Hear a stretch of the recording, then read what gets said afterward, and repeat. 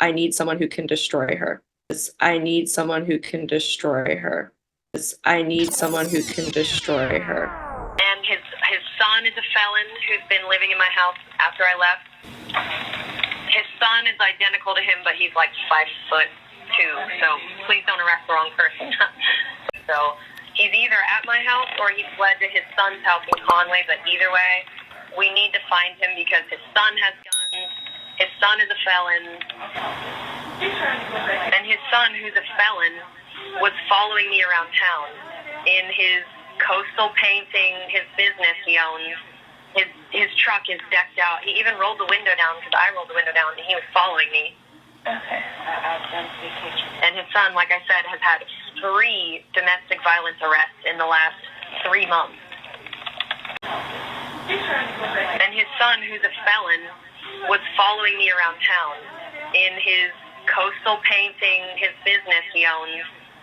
His truck is decked out. He even rolled the window down because I rolled the window. Logan Ryan Hardee is John Paul Miller's first son that he has with Lene.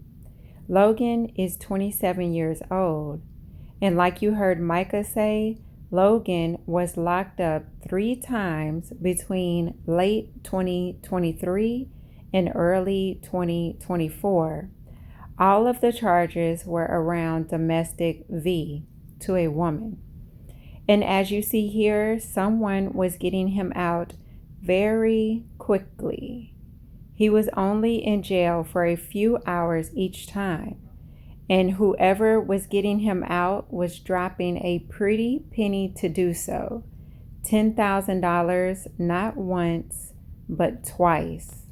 100% know who's there right now, but if it's who I think is there, maybe my husband's son who hit on me the other day in my kitchen without my husband there, and I told him flat out, this isn't appropriate and you need to leave. And that's on record because he texted my husband and I told my husband what happened. Okay, so and he might be staying at my house. An article about Logan reads, officials responded to a domestic call at Hagwood Circle in Conway, and upon arrival saw a victim slumped against a wall and going in and out of consciousness, according to police report. The victim also had a small laceration on her right hand and said that she had pain in her head and on her left shoulder, according to officials. The victim said that there was an argument between herself and Hardee, and that Hardee began to break items belonging to her.